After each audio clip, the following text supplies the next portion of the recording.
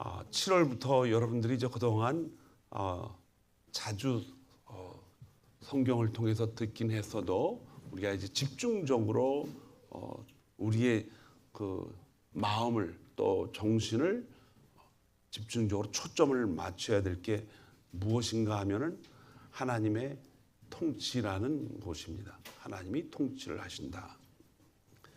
이 말은 조금 성경에서 조금 부담스러운 단어이기도 합니다. 왜냐하면 통치하면은 여러분과 저는 세상적인 그 생각으로 통치를 생각하기 때문에 금방 우리는 생각하는 것은 억압하고 명령하고 또 잘못된 것이나 이런 진리들을 외면하고 왕이나 다스리는 자들이 정권을 힘을 가지고 마음대로 움직이는 그런 것을 연상합니다. 그러나 성경에서 말하는 통치는 전혀 근본적으로 다르게 표현하고 있습니다.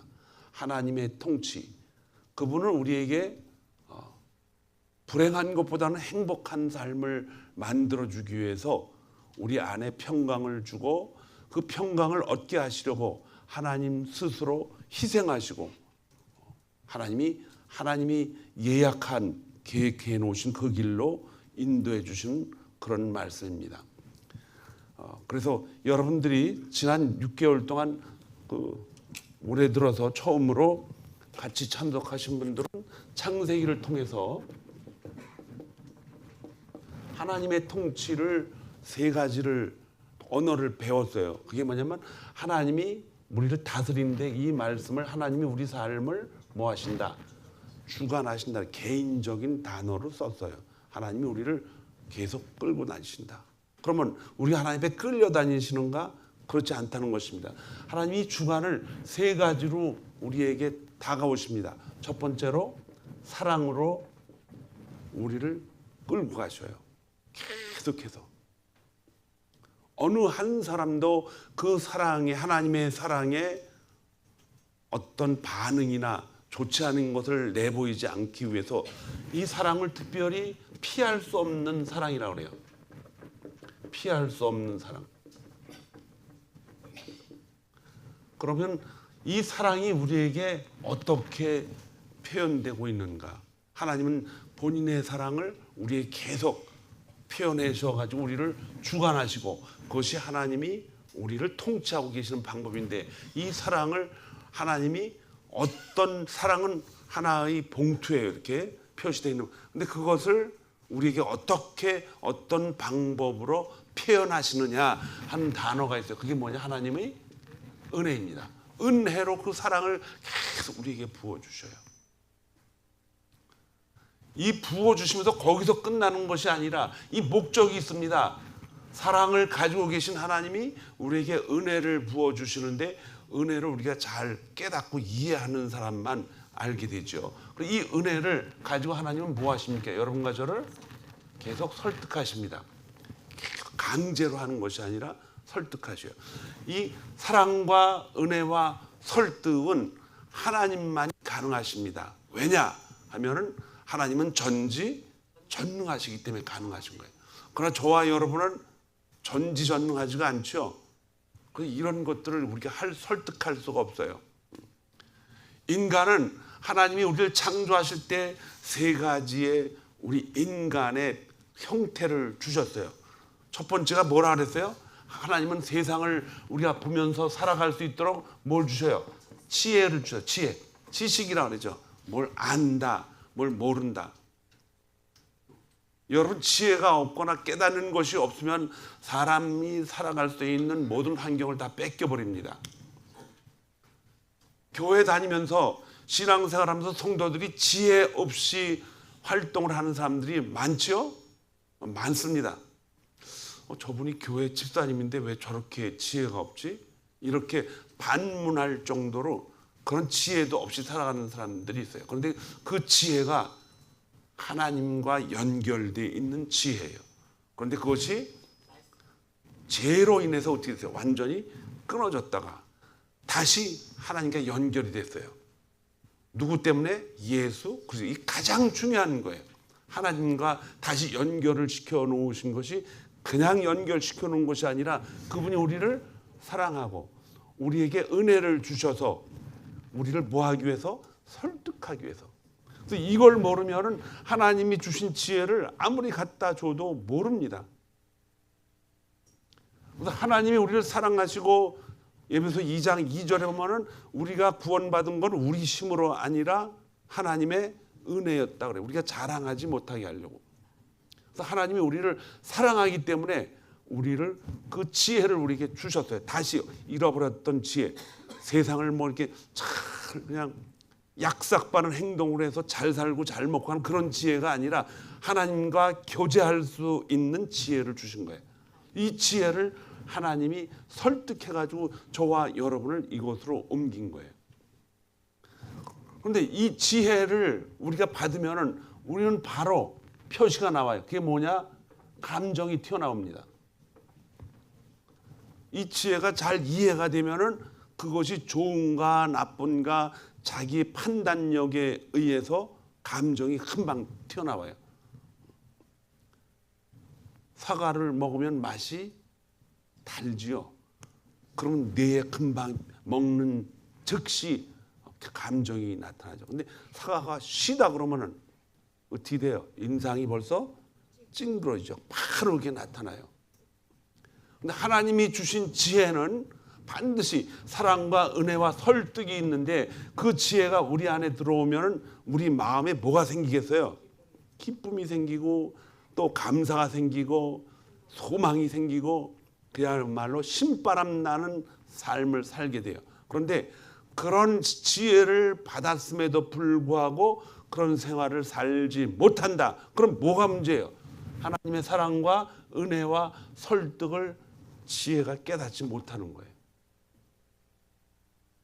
영어로 그런 표현이 있죠. Are you with me? 지금 내가 말하는 것과 같이 지금 가고 있는 거죠, 여러분? 이해가 가죠?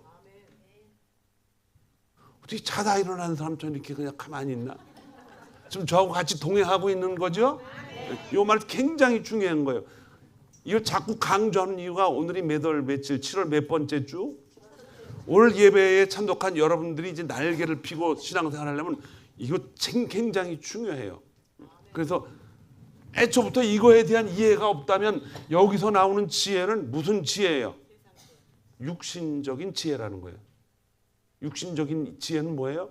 내가 먼저 잘 먹고 건강하고 많은 걸 가지고 있어야 내 마음이 편안하거든요. 100만 불을 본 사람은 옆집에서 1만 불을 가지고 있으면 그거 뺏어가지고 자기가 다 가져야 편한 거예요. 공동체 사회라고 그러지만요. 항상 경쟁이 있어요. 다른 사람보다, 다른 가족보다, 다른 나라보다 우리가 더 잘 살아야 주도권을 잡으니까 이게 문제가 심각해지는 거예요. 이건 전부 육신적인 세상적인 방법입니다.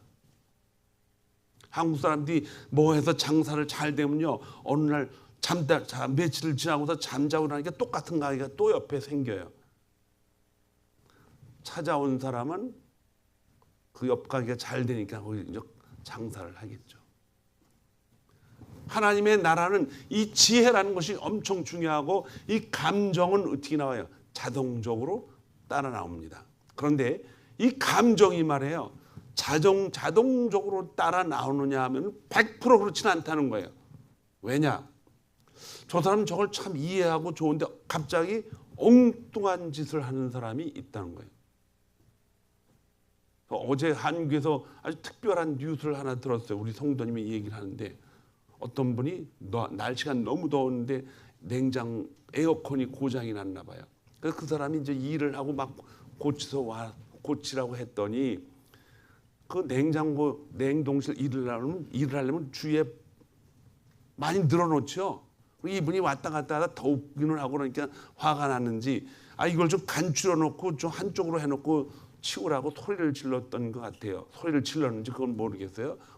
일하는 사람이 아니 일을 하려면 이렇게 물건이 많이 필요한데 어떻게 줄여놓고 하냐고 좀 기다리라고. 어떻게 또 한마디를 했겠죠. 그랬더니 그럼 나는 여기서 일 안 하겠다. 딴 사람 데려다 놓고 일을 시키라고. 그래서 물 싸가지고 나가는데 그 주인이 그 사람을 뒤에서 칼로 찔러서 죽었어요.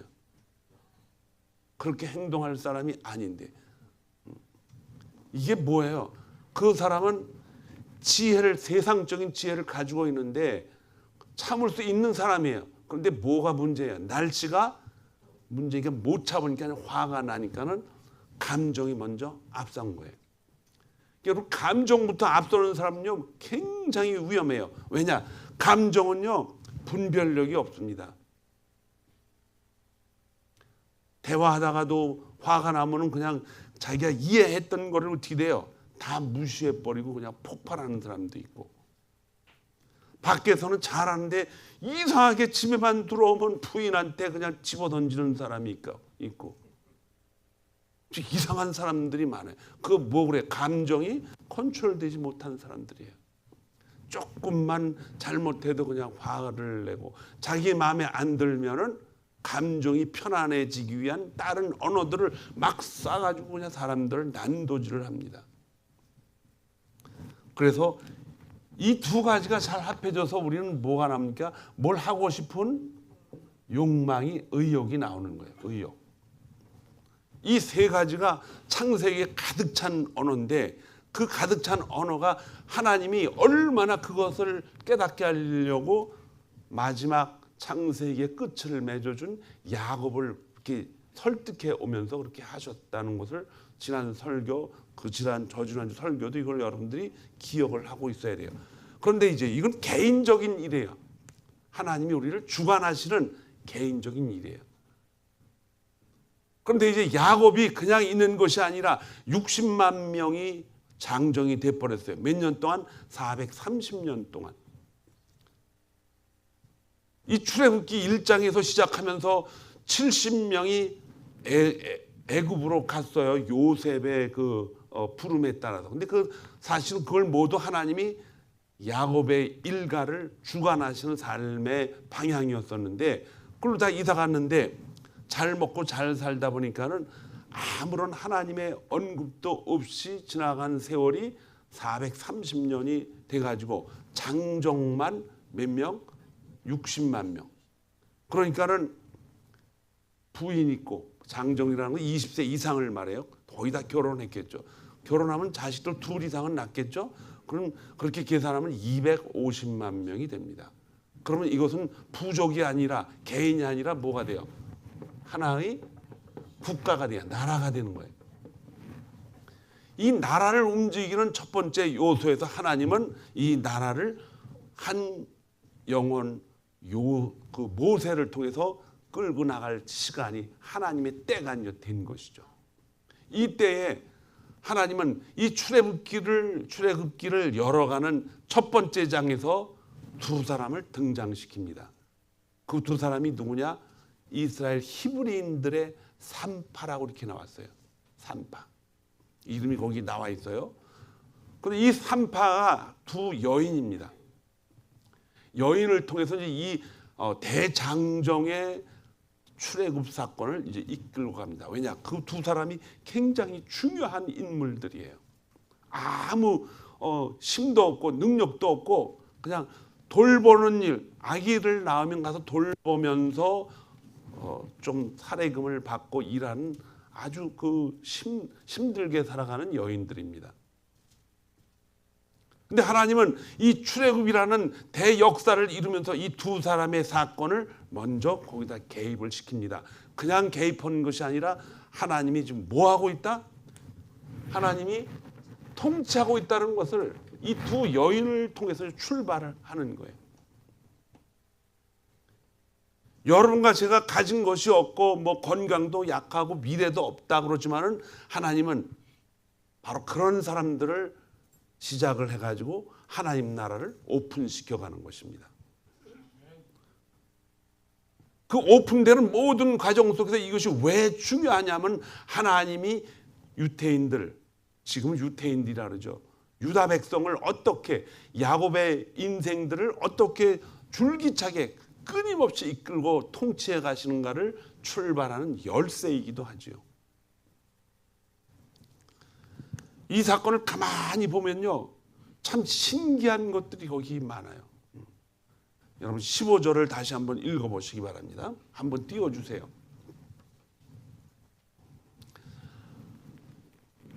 애굽 사람이 애굽 왕이 있어요. 그런데 뭐라 그래? 시브리 삼파 십브라라 하는 사람과 부하라는 사람이 이게 많아요.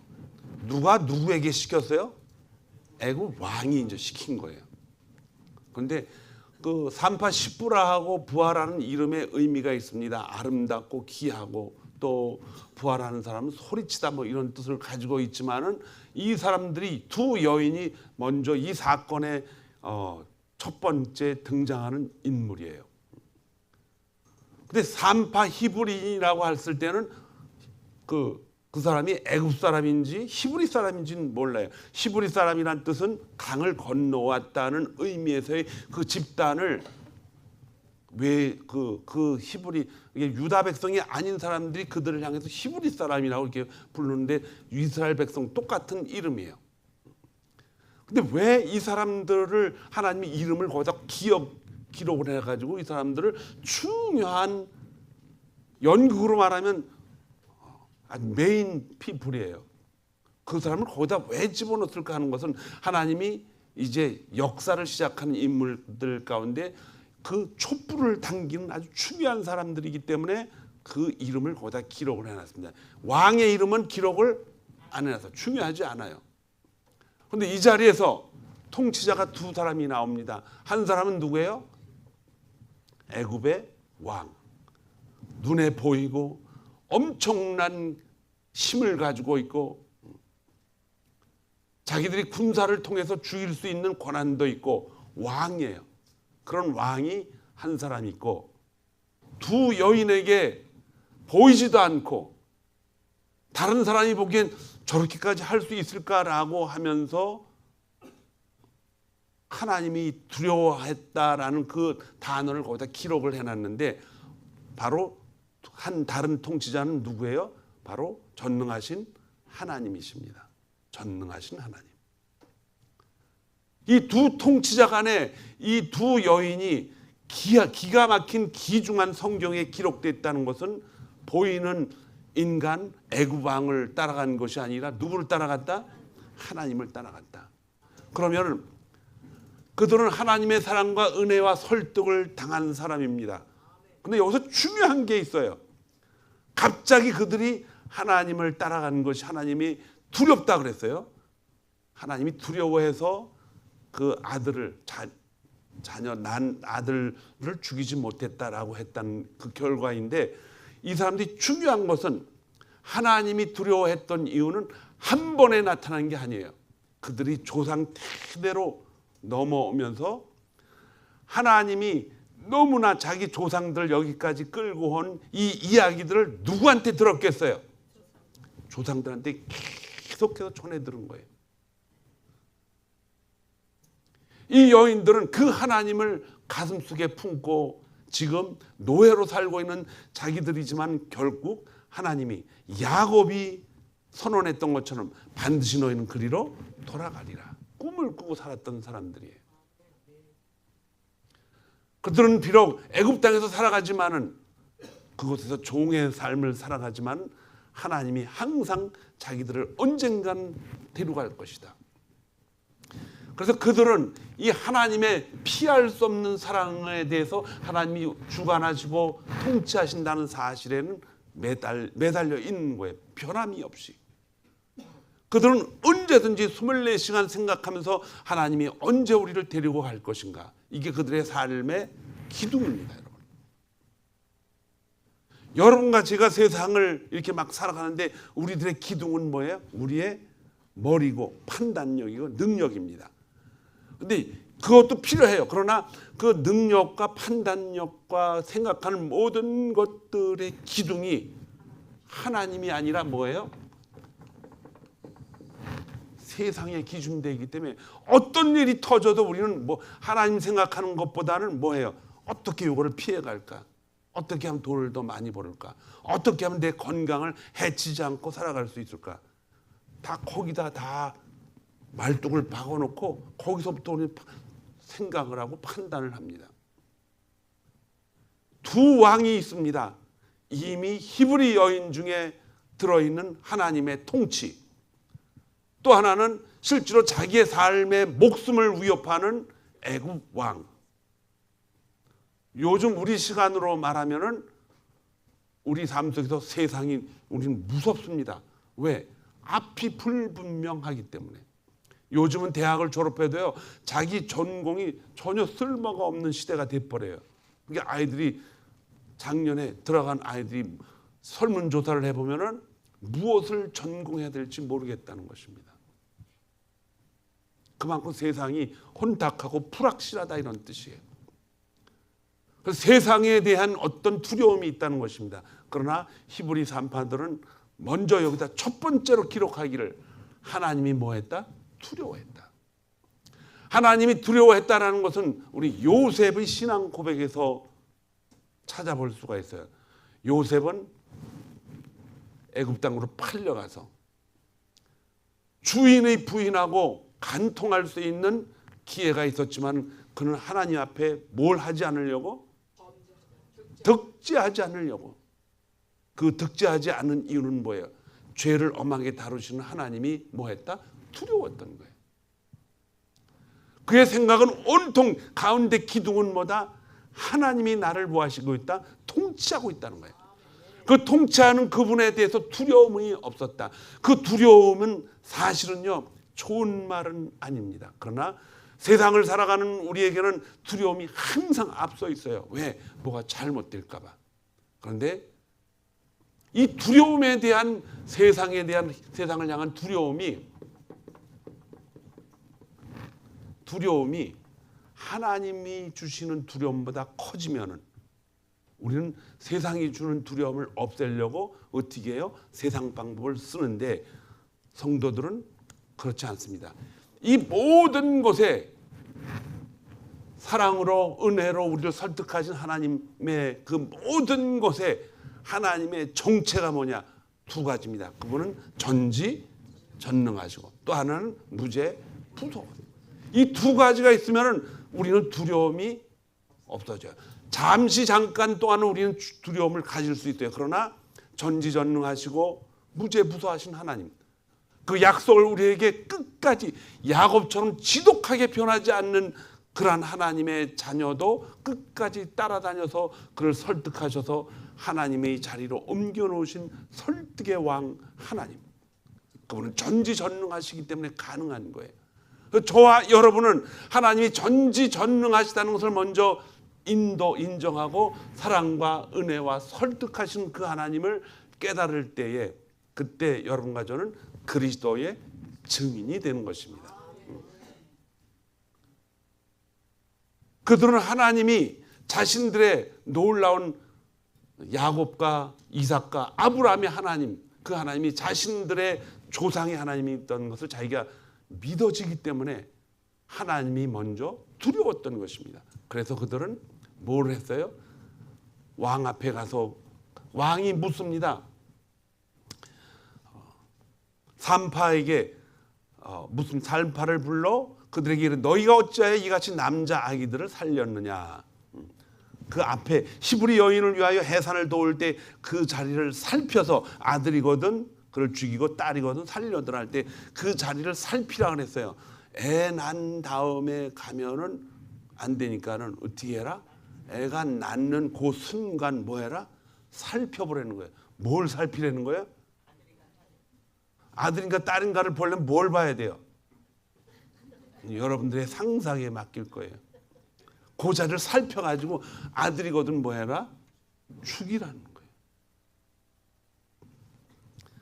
그래서 그래도 이제 아기들이 계속 남자아들이 살아나니까 다시 왕이 산파들을 불러가지고 이 산파는 2명밖에 없지만은 사실은 그 저녁에 고센 땅 지역에 애를 낳는 소리가 계속 들리는데 2명이 뭐 헬기를 타고 돌아다녔겠어요? 2사람은 대표적인 사람들이고 나머지 사람들이 많아서 그 사람들을 불러다 놓고 그렇게 한 거예요. 그런데 너희가 어찌하여 왕의 명령을 어기고 남자 아기들을 살렸느냐 이렇게 했더니 우리가 보기에는 분명히 거짓말을 했어요. 뭐라고 거짓말했냐? 히브리 여인은 애굽 여인과 같지 않다. 똑같습니다. 뭐가 달라요? 근데 같지 않다고 그랬어요. 뭐라 그랬냐? 우리가 도착을 해보니까는 벌써 해산을 해가지고 벌써 해산했다 그럽니다. 해산했으면 그 해산한 사람들이라도 잡아서 아들이면 잡아봐야죠. 근데 여자들이 거기 가서 난 아이들 깍대기 벗겨가지고 뭐 확인합니까? 못합니다. 이 사람들도 히브리 사람이기 때문에. 근데 그 자세한 이야기는 써놓지 않았어요. 그러나 이 상황을 보면서 히브리 여인들이 이 산파를 돕는 이 여인들이 얼마나 두렵고 떨렸을까. 그 명령을 지키지 않으면 그들은 죽습니다. 그런데 하나님이 그 죽음에 대한 것을 넘어가게 했는데 여기에서 문제가 그럼 거짓말해도 되겠네? 거짓말을 허용하는 것이 아니죠. 그들이 하나님 앞에 축복을 많이 받아서 흥왕했다 그랬어요. 그거는 거짓말을 해서 축복을 그냥 그렇게 피해가지고 한 것이 아니라 그들은 누구를 두려워했어요? 하나님을 두려워한 거예요. 세상의 왕의 명령보다 하나님이 자기들을 여기까지 설득해 오셔서 인생의 삶과 생명을 주관하시고 불행과 축복을 주관하시는 하나님이 두려웠던 거예요. 그래서 그 자리를 피하기 위해서 거짓말을 했어요. 그러나 하나님은 그걸 묻지 않겠다는 것입니다. 왜? 그것이 뭐에 대한 문제이기 때문에 하나님의 생명에 관한 이야기이기 때문에. 예수 믿는 사람이 나는 정직하게 살아야 돼요. 그런데 어떤 사람이 와서 이 안에 예수 믿는 사람이 도망을 가서 여기 지금 찾고 있는데 이 안에 들어있다 그러면 여러분과 제가 여기 있으니까 얼른 잡아가세요 그렇게 얘기하면 돼요 안 돼요? 안 되죠. 그럴 땐 거짓말을 허락을 안 해요. 그래도 거짓말 같지 않은 거짓말을 해요. 어떻게 해야 돼요? 주머니다 놓고서 이 안에 없는데 손을 집어넣고 그것까지도 하나님은 허락하시지 않지만은 생명에 관한 일들에 관해서는 이때 당시만 해도 하나님은 그거를 환경을 그걸 굳이 따지지는 않았다는 것입니다. 여러분 여호수아성을만 보러 갔다 왔죠. 거기에 한 여인이 있었습니다. 그 여인 이름이 뭐예요? 라합이 성벽에다가 집을 살아가고 있는 기생입니다. 목숨이 위태로운 시간이 왔어요. 이 안에 정탐꾼이 들어왔다 그랬더니 이 여인이 거짓말을 해버려요. 그의 마음속에 그걸 알려가지고 그 사람을 끌려가게 하는 것보다는 그 사람들을 살려서 하나님이 자기 가족뿐만 아니라 오고 오는 세대에 지금 큰 일을 계획하고 있다는 것에 더 중점을 둡니다. 그래서 그는 거짓말을 해가지고 그 사람들을 살려요. 자기 목숨을 살려고 하는 것도 한 가지 이유가 되겠지만 더 큰 위험은 뭐예요? 하나님의 일을 좀 하고 있다는 거죠. 그러나 신약이 돼서는 신약 성경 예수님이 오시고 나서 성령이 우리 안에 임해서는 상황이 달라집니다. 지혜가 생겨요. 사도 바울은 감옥에서까지 가면서 목숨을 내놓고 복음을 전합니다. 하나님이 그 틀을 만들어줘 가는 것인 줄 믿습니다. 하나님의 통치가 지금 이 시대에도 오고 있는데 이러한 통치를 우리는 다 잊어버리고 우리는 이 땅 위에서 교회 생활, 믿음 생활, 신앙 생활 한다고 하면서 우리가 갖는 지혜를 다 어디다 써버려요? 세상의 물질과 건강과 명예와 인기를 위해서 쓰는 거예요. 여러분과 제가 오늘 통치라는 개념을 통해서 하나님으로부터 받은 이 놀라운 사실은 바로 하나님의 영광을 위해서 그 영광은 한마디로 결정이 됩니다. 그게 뭐냐? 그리스도의 뭐예요? 증인입니다. 증인. 하나님은 뭐 하신 분이다? 살아 계신 분이다. 살아 계신 분이다. 하나님은 살아계시기 때문에 이 일을 하기 위해서는 우리 안에 우리 힘으로 못한다는 거예요. 누구 힘으로? 성령 하나님의 힘으로 한다는 거예요. 그분이 내게 임하면, 여러분에게 임하면 우리가 뭘 받아요? 권능을 받고 그분이 원하시는 일을 할 수가 있다는 것입니다. 그것이 뭐예요? 바로 하나님, 그분을 전하는 것입니다. 그 증인의 역할을 내용 가운데는 예수 그리스도의 죽음과 부활이 1순위입니다. 그래서 그 부활과 이제 그분이 다시 오실 것이다라는 그 놀라운 복음을 전하는 것과 동시에 그분이 통치를 한다는 거예요. 통치는 뭐냐? 사랑과 은혜와 설득이 그리스도의 십자가 보혈 안에 다 들어있어요. 그래서 그걸 복음이라고 그러는 거예요. 하나님이 여러분과 저를 뭐하고 있다? 통치하고 있다는 거예요. 국가적으로 통치라는 말을 쓰기가 부담스러우면 하나님이 여러분과 저 개개인을 뭐하고 있다? 주관하고 있다는 사실이에요. 이 사실을 우리가 신앙생활하는데 뼈대로 삼아야 됩니다. 하나님이 지금 날 주관하고 있다. 어디서 무슨 일을 당해도 그 자리에서도 하나님이 나를 뭐하고 있다? 주관하고 있다. 그래서 우리는 하나님 앞에 득제하지 않고, 득제하면 우리는 뭐가 돼? 두려움이 생기는 거예요. 그 두려움이 하나님을 경배하고 찬양하는 1순위라면 그 안에는 뭐가 있다? 하나님의 통치가 있기 때문에 그렇게 살아온 이 여인들에게도 뭐가 있었어요? 하나님이 그들을 엄청나게 부하게도 만드시고 흥왕하게 하셨다, 이런 뜻입니다. 자신감을 가져야 돼요. 그 자신감은 뭐냐? 야곱을 통해서 절대로 야곱을 버리시지 않은 하나님이 저와 여러분을 결코 버리시지 않는다는 것입니다. 이 통치 이 사실에 대해서 중심을 잡고 우리 가운데 핵으로 삼고 있다면, 우리 신앙생활의 핵으로 삼는다면은 여러분과 저는 하나님이 통치 아래 완벽하신 그분이 우리의 삶을 완벽하게 이끌어 가실 줄 믿습니다. 이끌어가는 도중에 우리가 가장 귀를 기울여야 될 게 뭐예요? 기도예요. 우리는 하나님이 우리를 어떻게 통치하는지 모르지만은 기도하면 하나님이 뭘 주셔요? 지혜를 주신다는 거예요. 때로는 그 기도의 응답이 자기가 원하는 것이 아니라고 생각할 때도 있어요. 그러나 그것마저도 하나님의 지혜입니다. 왜냐? 하나님은 하나님의 때에 하나님이 계획한 방법으로 우리를 끌고 가시기 때문에, 인간의 방법으로 원하는 것을 주는 것이 아니라 하나님의 선한 뜻을 위해서. 예수를 정말 저 사람은 믿을 만한 사람인데 돈을 많이 버니까 하나님과 자꾸 멀어져 가지고 하나님과 관계가 없는 사람이 돼버렸어요. 그때는 그 사람은 차라리 뭐예요? 망해가지고 하나님과 한 통속이 돼서 하나님의 통치를 바라보고 살아가는 그 인생이 됐더라면, 그는 죽음을 앞에 놓고 뭐라고 말할 수 있어요? 자녀들한테 뭐라고 말할 수 있어요?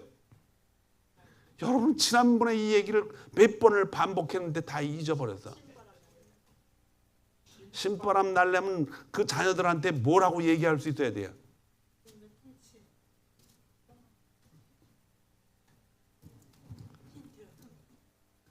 이게 참 문제네. 저 푸른 정원으로, 이런 것만 생각하니까. 천국에서 만나보자. 천국에서 만나보자. 천국에서 만나보자는 이 유명한 대화는 자녀들에게 힘을 주고 하나님이 통치하는 방향을 알려주시는 겁니다. 그렇기 때문에 여러분, 살아있는 동안 우리 교회도 연세가 많으신 어른들이 많아요. 살아있는 동안 하나님의 통치를 밖으로 드러내기 위해서는 여러분 어떻게 뭐 하는 게 좋아요? 그리스도의 증인 역할을 하려면 때때로 건강도 필요하고 물질도 필요한데, 하나님 부르실 때까지 뭐 하고 가야 돼요? 다 쓰고 가세요. 다 쓰고 가세요. 그렇게 쓰고 갈 수 있는 내 안에 어떤 의욕이 생길 때에 마지막으로 우리가 할 수 있는 말이 뭐예요? 천국에서 만나보자. 이게 영원한 소망이 되어야 될 줄로 믿습니다. 제가 이제 몸담고 있는 태백빛교회 담임 목사로서 이제 7월 20일 날 목회자들을 위한 세미나를 해달라고 해서 가는데 그거예요. 바로 목회 방법이 바뀌어야 된다. 많은 이야기들이 성경에 있겠지만은 가장 우선순위를 둬야 될 게 목회자들이 먼저 변해야 된다는 거죠. 그 변화해야 되는 그 잣대 가운데 기둥이 뭐냐? 하나님이 당신을 뭐하고 있다? 통치하고 있다. 이거를 목회자들만 알아야 될 게 아니라 당신들이 목회하고 있는 성도들도 알아야 된다. 그래서 그걸 통치 신학이라는 거예요. 통치하시는 신에 대한 학문이다 이런 뜻이에요. 그게 어려운 말이 아니에요. 한국말을 그냥 첫 글자만 따가지고 통치하시는 하나님에 대한 학문. 이게 성경이잖아요. 이게 하나님이 자기 마음대로 자기 뜻대로 모든 것을 다 인도하시지만은 통치하시지만 그것이 하나님의 사랑과 은혜와 설득을 통해서 저와 여러분을 어떻게 한다 계속 끌고 가시는데 어디까지 인도하려고? 하나님 나라 그 천국에서 만나보려고.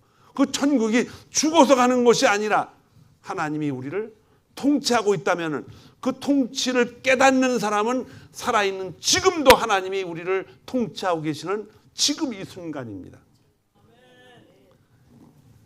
야곱이 살았던 그때 우리 눈으로 볼 땐 과거예요. 그러나 야곱의 시각에서 볼 때는 그 시간이 뭐예요? 현재입니다. 우리에게도 현재가 지나가면 과거가 돼버려요. 앞으로 다가올 시간들 어떻게 진행이 될지 모르지만 그 시간도 하나님은 창조 때부터 주님 오시는 날까지 우리를 뭐 하신다? 통치하시고 그 다음에 하나님 만난 그 다음 세대에 우리는 바로 하나님이 영원히 통치하는 천국에서 입성하게 되는 것입니다. 새벽빛교회 모든 성도들은 하나님이 우리를 어떻게 통치하시는가를 이 출애굽기를 통해서 배우고 몸에 우리 안에 정말 색깔이 변하듯이 우리의 삶의 시각을 바꿔야 될 줄로 믿습니다.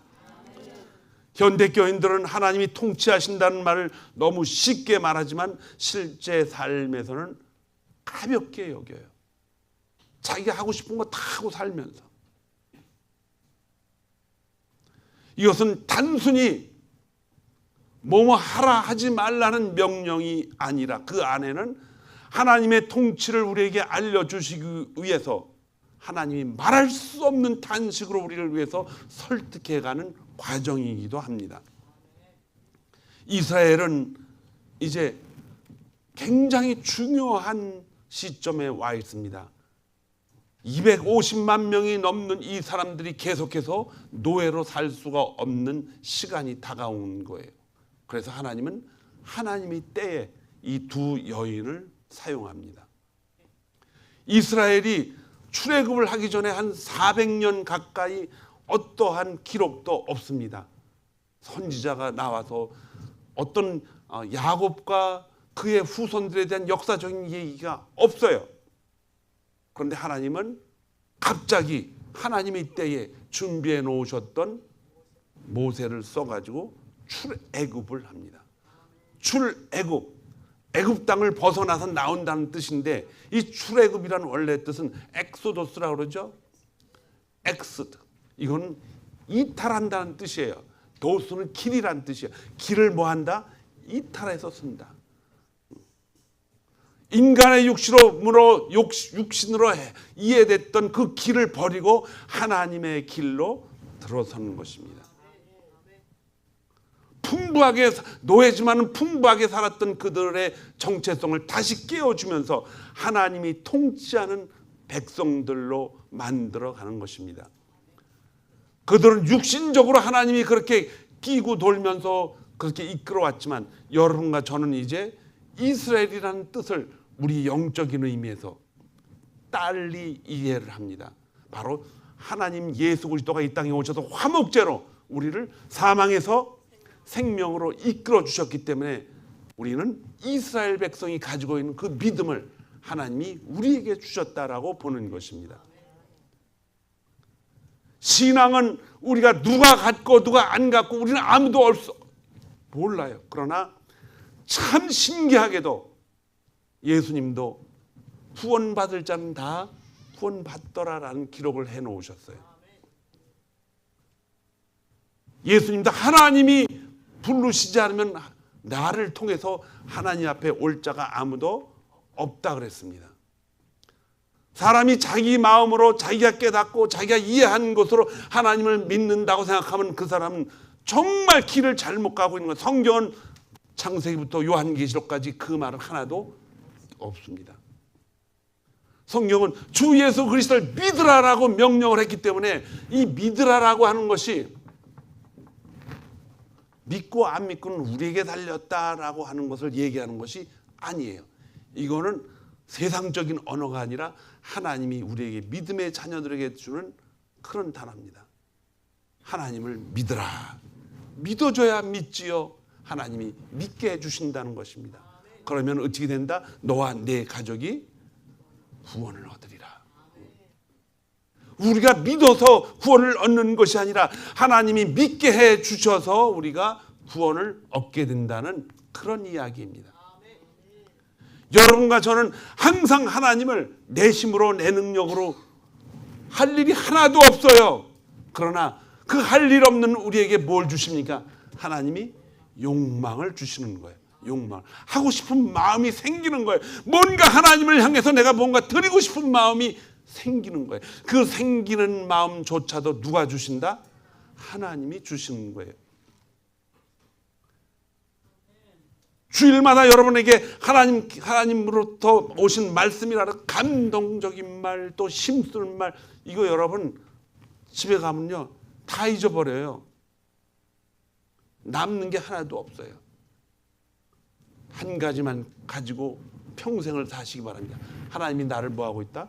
통치하고 있다.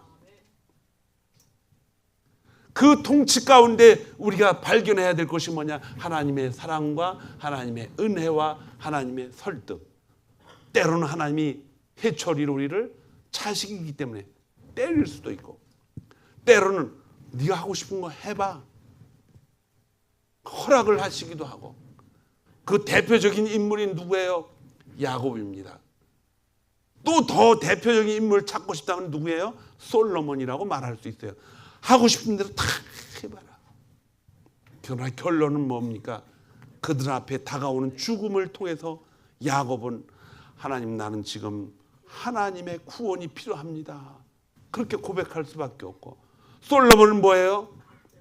모든 것이 해보니까 다 헛되고 헛되다. 하나님이 주신 믿음을 가지고 살아가는 것이 가장 최고의 복이다라고 고백을 합니다.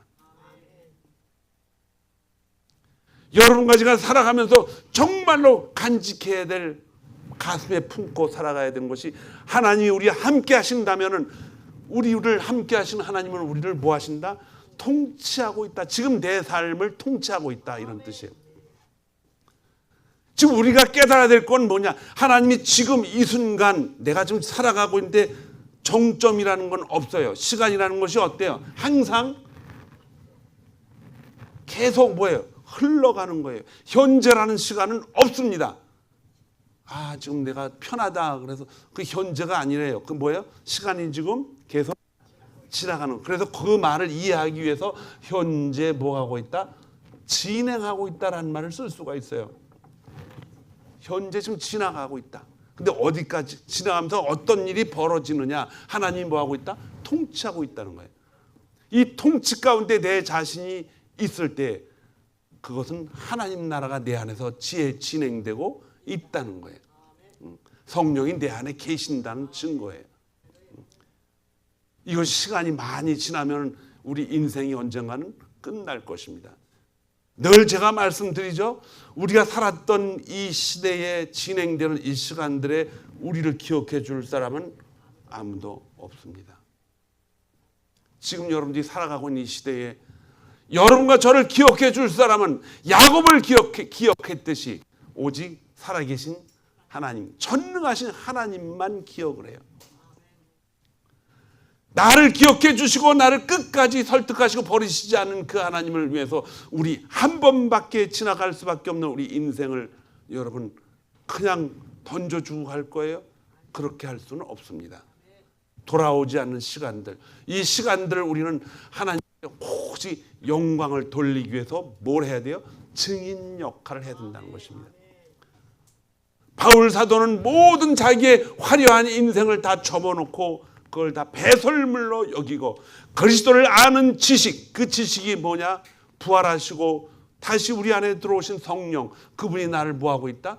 통치하고 있다는 그것에 깨닫고 그는 감옥에서도 복음을 전하고 매를 맞고 돌로 맞춤을 당하고 죽었는 줄 알고 바깥에서 내버렸는데 눈을 뜨고 살아있으니까 다시 그 성으로 돌아가서 복음을 전하는 이러한 정신이 어디에 있습니까? 그 안에 하나님이 지금 뭐하고 계시다? 통치하고 있다는 것입니다. 여러분의 가정 속에서도 하나님이 통치하고 있다는 이 생각을 버리면 신앙은 끝이 납니다. 왜? 자기가 주인이 돼서 자기 뜻대로 살아가기 때문에. 여러분이 하는 사업도 하나님이 통치하고 있다라고 하는 그 개념을 잊어버리면 그 사업도 끝입니다. 왜? 나를 위해서 내가 잘 먹고 살기 위해서 지금 시간을 계속 뭐하고 있다? 보내고 있다는 거예요. 여러분과 누가 중요한 미팅을 하고 있었을 때에 거기에 하나님이 지금 이 모임에 지금 같이 하고 있다는 생각을 잊어버리면 그 모임은 하나님의 영광을 위한 믿음이 아니라 누구를 위한 믿음이에요? 자기 자신을 위한 믿음이 되어버립니다. 예수를 믿지 않는 사람들이 우리 주위에 얼마나 많습니까? 그분들은 다 예수를 믿다가 교회 안 나온 사람들이 많아요. 뭘 잃어버렸기 때문에 하나님이 통치하고 있다는 그 생각을 다 경홀히 여기고 초점을 거기다 안 맞추고 자기 생각에 맞춰서 그들은 신앙생활을 하고 있어요. 교회 안 가도 나는 믿음이 있어요. 이렇게 말할 수 있을지를 모르지만 하나님은 이 땅 위에 하나님의 통치를 남겨놓기 위해서 오직 유일한 장소를 하나 남겨놨는데 그게 뭐냐? 교회 공동체입니다. 그 교회 공동체에 하나님이 머리 되셔서 주인 되셔서 통치하고 있다는 삶을 교회에다 남겨놓으시고 하나님이 다시 오신다고 약속을 하셨습니다. 저와 여러분을 다시 오실 그 하나님, 우리 때에 안 오더라도 다음 때에 온다 할지라도 하나님은 어떻게 했나? 반드시 오셔서 저와 여러분에 대한 하나님의 통치를 거두어 가시면서 저와 여러분이 죽음을 앞에 놓고 자녀들에게 뭐라고 말해야 돼요? 천국에서 만나자. 이 놀라운 소망의 약속을 자녀들에게 안겨주려면 7월부터 우리는 무슨 생각을 가지고 무엇을 붙잡고 살아야 돼요? 하나님이 지금 나를 통치하고 있다. 한번 따라해 주시기 바랍니다. 하나님이 나를 지금 통치하고 있다. 시작.